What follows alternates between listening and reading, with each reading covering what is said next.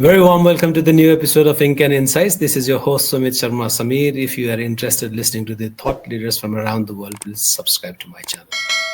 I'm extremely pleased to welcome Alton C. Byers in my program today.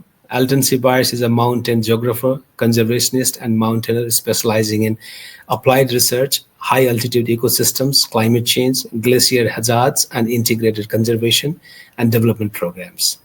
He has over 4 decades of experience working in the Himalayas and his East African highlands, Russian Altai, and Appalachian Mountains of North America, and has published widely on a range of scientific and popular topics related to mountain environments and people.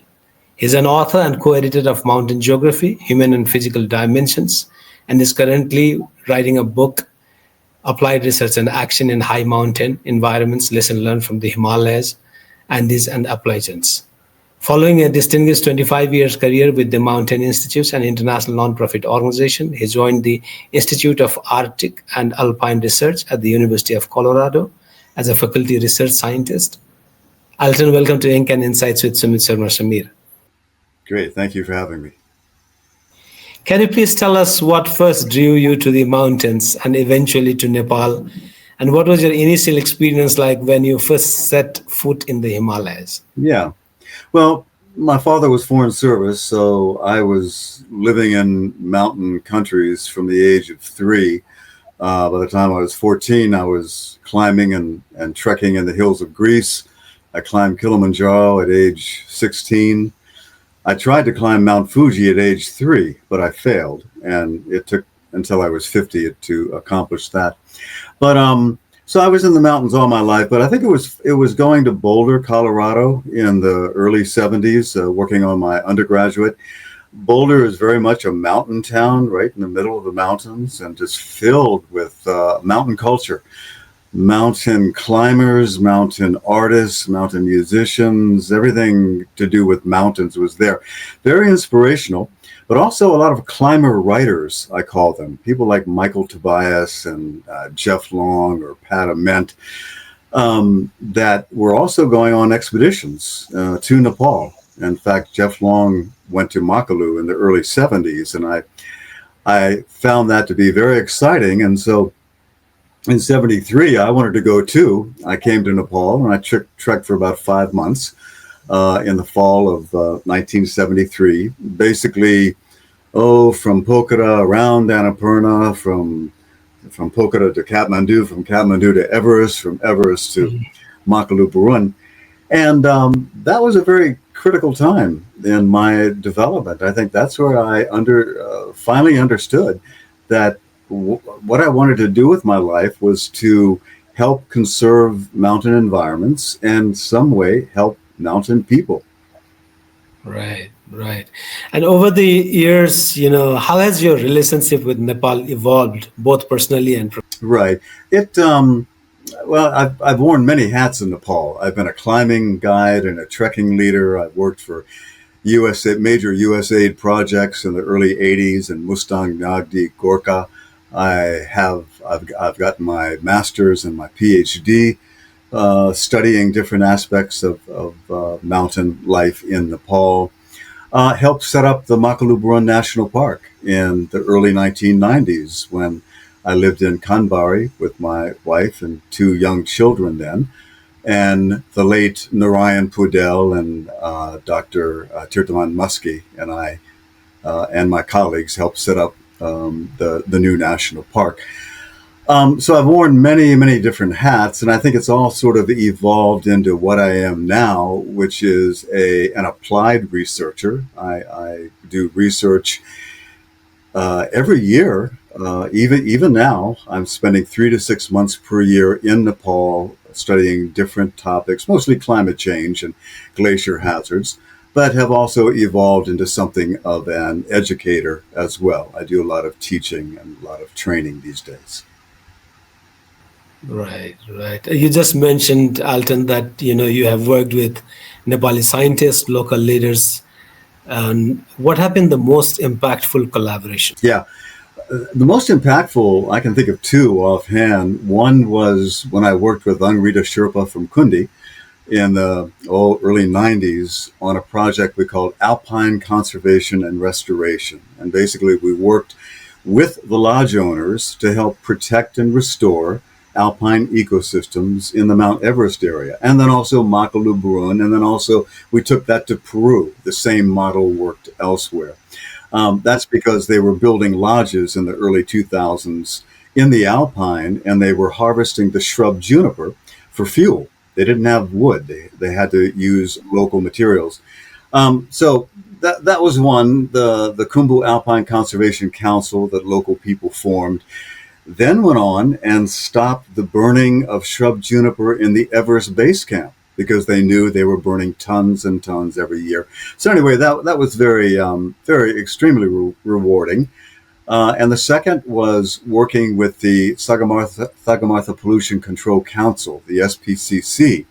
In 2019, they asked us to develop a solid waste management plan. Now, you know, Everest and most other mountain areas in Nepal and the world have tremendous problems with garbage, with solid waste and human waste. So we developed this plan at their request in 2019, and in 2023 they adopted that plan, and they are now implementing all phases of that plan, and I think making a difference in helping to develop a model of solid waste management that has global applications. So those two, working in alpine conservation and also developing a model for solid waste management.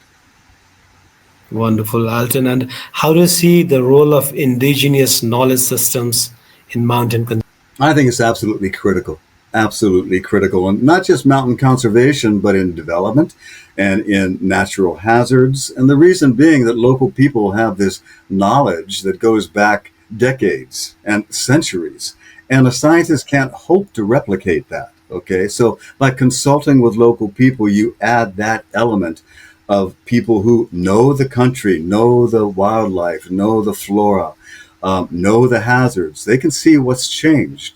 So I think it's absolutely critical, and we need more of it in research today. Right, right. Alton, you know that Nepal has a rich environmental and cultural heritage. How do you think these intersect in mountain conservation strategies? Well, they often intersect in very beneficial ways. And in 2015, after the earthquake, USAID sent us out to 3 different glacial lakes to look at the impacts of the earthquake on the glacial lakes. One was Tulagi. Tulagi is still considered to be a potentially dangerous glacial lake.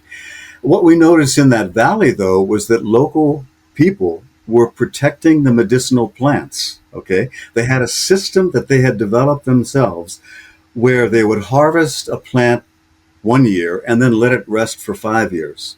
And they had the most beautiful valley that I've ever seen in terms of sustainable harvesting of jari booty, of medicinal plants.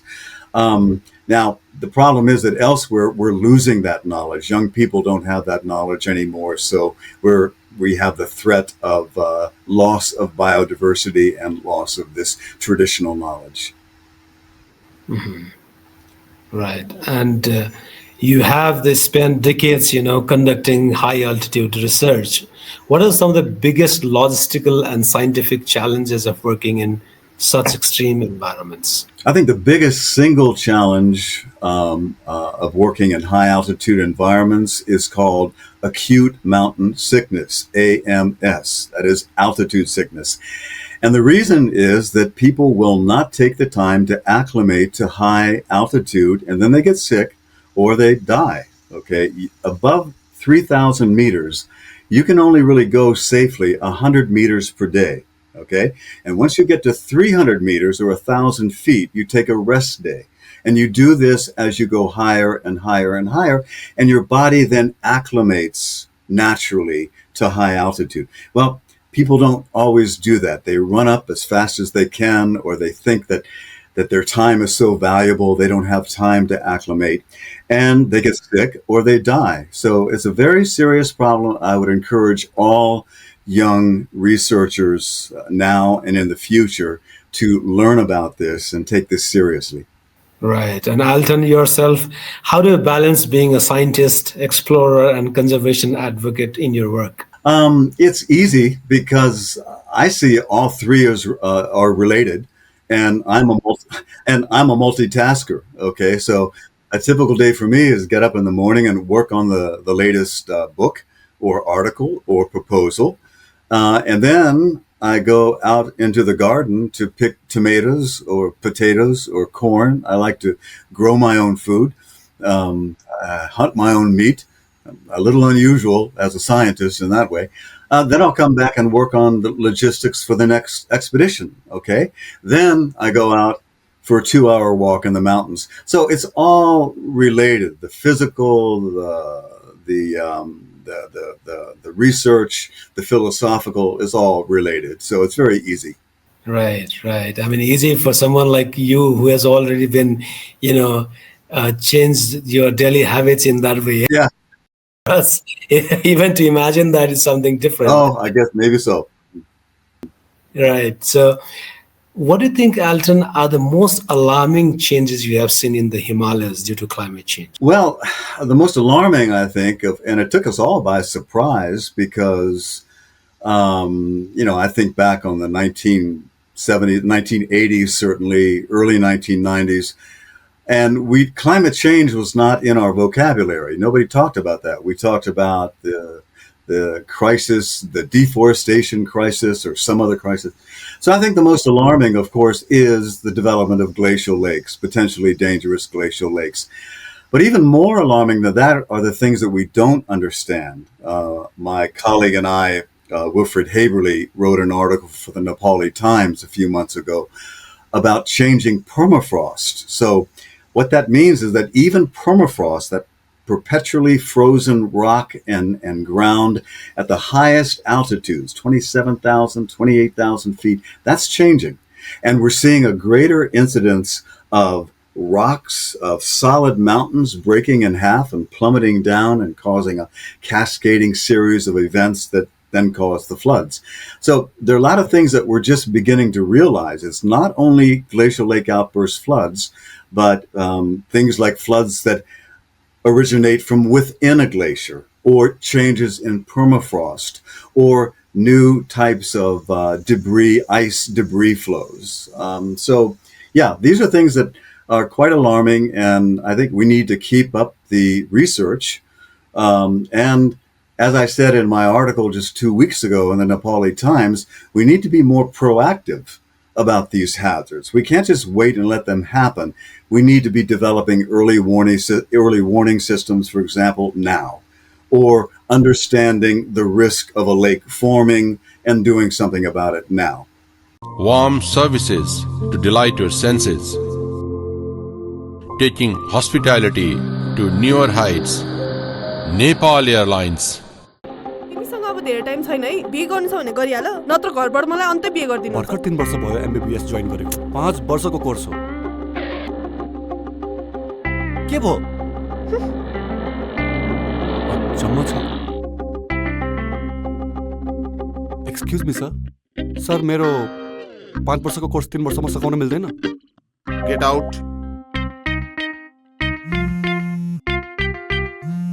Hello? के सोच्यो त? के सोच्ने? मैले प्रिन्सिपलसँग पनि कुरा गरिसके। 3 वर्षमा पनि के हुन्छ? के हुन्छ 3 वर्षमा? के भयो भाइ? ल बस। साउजी एक कप चिया। कसले भन्यो 3 वर्षमा के हुँदैन भनेर? यो हेर, एलआईसी नेपालको धनवृष्टि योजनामा 3 वर्षमा पैसा फिर्ता हुन्छ। ए हो र? जीवन बीमाको साथमा धनवृष्टि 3 वर्षमा एलआईसी नेपालको धनवृष्टि योजना। LIC Nepal.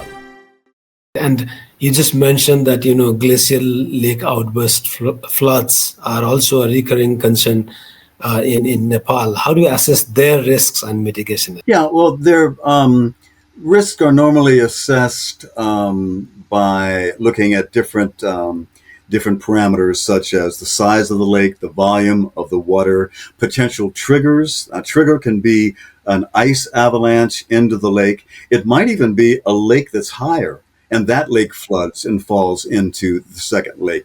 So there are many different methods of calculating how dangerous a lake is. And that's one of the problems, because so many scientists have their own methods and they're all different. That means what's dangerous for one group is not dangerous for the other. So I've been encouraging a standardized system of assessing glacial lake risk. I think a group like ICIMAD, the International Center for Integrated Mountain Development in Kathmandu, I think they're taking the lead in developing such a system. Right, right. And your book, Mountain Geography, has become an essential reading. What inspired you to co-author it? Well, in 1981, Dr. Larry Price wrote a book called Mountains and Man. And that was one of the first geography books that's been written since the 1930s. And it was a wonderful little book, and I carried it with me everywhere, throughout the Himalayas and the Andes and the Russian Altai and the Rocky Mountains. So it was falling apart by the early 2000s.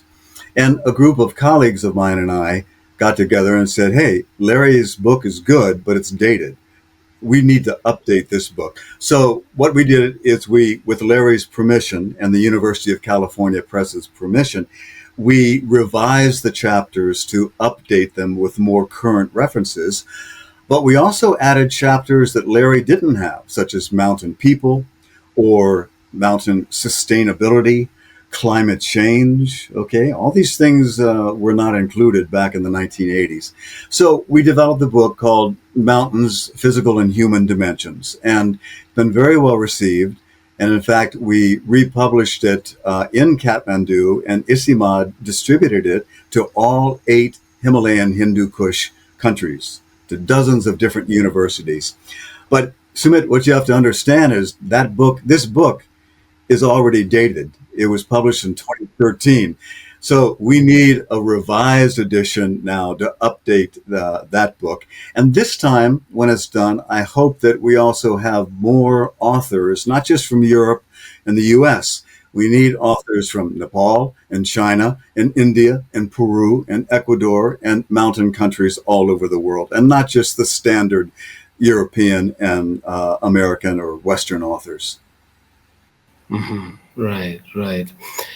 And how do you make your scientific research accessible to wider audiences, especially through your books and photographs? Yeah, well, I try and publish, between 1 and 3 peer-reviewed scientific articles a year. And immediately following that, I will write a different, shorter version, for example, for the Nepali Times or for The Conversation, National Geographic, different social media type outlets. So in that way, I think I'm doing the best I can in terms of making the results available to the larger public. Right, right. And Alton, looking back on your career, what are you most proud of in terms of your work in Nepal? Well, I think I'm really proud of the conservation success. Okay, I'm really proud of staying at the table, because it's not just Nepal. This type of work is challenging, okay? No matter where you're working, in South America or Africa or Asia or the US, working with governments, working with nonprofits, working with local communities, it can be challenging. But the trick is you need to stay at the table, okay? And that's how you make a difference. That's how you get things done. But I think the most rewarding in the long run has been helping, for example, Nepali NGOs get a grant that changes their ability, enhances their ability to do work, or helping a young Nepali student get a scholarship so that they can go on to get a PhD in the US or Europe or elsewhere. That sort of personal thing, or teaching young students about fieldwork, that is really some of the most meaningful. Right, right. And how do you think can local communities be empowered to kind of adapt to the effects of climate change? Well, I think they already are empowered, and they're already adapting to the impacts of climate change. For example, certainly in the last 10 years, building gabions. Gabions are wire cages filled with rocks that you put alongside a river channel to divert a flow of a flood. Gabions are being built everywhere, not just by rivers, but up at the highest altitudes now, to divert the possibility of a glacial lake outburst flood or small flood. Bridges are being built higher because they've been washed away so much with these changes in the climate. And people are also avoiding areas like floodplains that they used to build on. So I think that people are already doing it. I think that other ways we can empower them is to develop centers in Kathmandu that monitor glaciers. Okay, I made this point in my article 2 weeks ago for the Nepali Times about a new lake that's forming on Kanchenjunga Glacier. Okay, local people are afraid of it. Now, what they need is for some entity in Kathmandu to monitor that on a regular basis and report back to them what's happening. Is it growing? Is it draining? Should you be concerned, etc.? I think that's one of the ways we can help local people better than what we're doing now. Right. Alton, one of the questions that always kind of bothers me is trying to understand the nature of climate change itself. And as a scientist, what do you think that the kind of climate change that we are facing right now is something entirely new, or this has already been happened in the course of human history in the past as well? Has there been any sort of similarities or differences? Well, I mean, yeah, we've had warming trends and we've had cold trends in the past, in the fairly recent past. And of course, looking at geological time, we've had severe changes in weather on a regular basis. What we haven't experienced, however, is such rapid change in climate that we've seen since the beginning of the Industrial Revolution, the 1890s or so. It's just happening so quickly, and now it just seems to be accelerating with every year. And that's the difference. That's the wake-up call. That's the alarm we should all be listening to. Right. Alton, what legacy do you hope your work leaves for future mountain researchers and conservationists? Legacy, I think the legacy is to realize the importance of field-based research, interdisciplinary approaches, and involving local communities. If you take all those three, then I think you have the most powerful research, the most helpful research you can produce. Right. And what advice would you give to young Nepali scientists or geographers who want to follow in your footsteps? Well, it's probably the same advice that I give graduate students almost every day. I don't know why, but they contact me for some reason. And if you want to follow in my footsteps, number one, identify your passion. What is it you're most passionate about? Are you passionate about climate change or snow leopards or medicinal plants? What is it about the mountains that really excites you, really gets you excited and you're passionate about? Then I would suggest, if you're pursuing a higher degree, focus that degree, that master's, that PhD on that passion, and spend time in the field pursuing your passion by way of a PhD. What you'll end up with is a degree that you're so proud of, and I think is going to take you basically the places you want to go.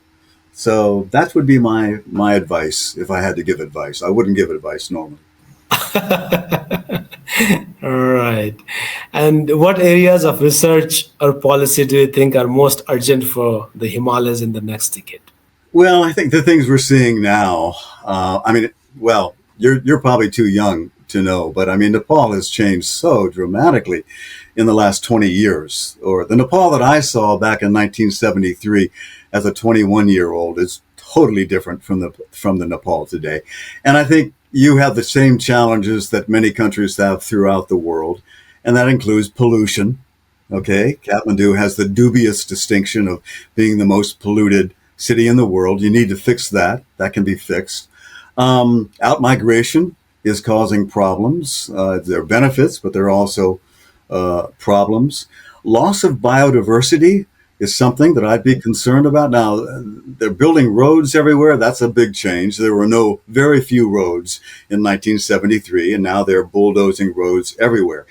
Well, again, they bring benefits and they bring detriments. One of the detriments is the loss of biodiversity, okay, which is very alarming now. I think you need to look at that. And then, of course, climate change, the impacts that we've talked about. Right. Alton, my final questions for today's program. Are there any current or upcoming projects in Nepal you are particularly excited about? Yeah, there are three that I'm really excited about. One is what you already mentioned. I'm now putting together a book for Routledge. I just signed a contract. It's called Applied Research and Action in High Mountain Environments, Lessons Learned from the Himalayas and Andes. So basically, I'm taking a lifetime of experience in working in mountains around the world and trying to put them together in a book. I'm writing a proposal now to National Geographic that would provide funding for the SPCC in Khumbu to completely implement the solid waste management plan that we've developed. And thirdly, I'm applying for another Fulbright to come back to Nepal for 6 months, but this time try and assess what the impact has been on the projects that I have personally been involved with in the last 50 years. In other words, has there been a legacy for the resource conservation project in Mustang, Nagdi, and Gorkha? What was the real impact of my alpine conservation project? What was the impact of our work in Kanchenjunga? Just that's the theme that I'm pursuing. So those are my three current projects when I'm not picking tomatoes in the garden, and I'm very excited about all three. Alton, so in a way, you are trying to sort of introspecting on your own work that you have done in the last 50 years or so, right? Right, exactly. We wish you good luck on that, endeavor, and I'm really honored that you found time to be, a guest in my platform. Thank you once again for your. Okay, thank you, Sumit. Thank you very much. I really enjoyed it. You take care. You too. Bye-bye.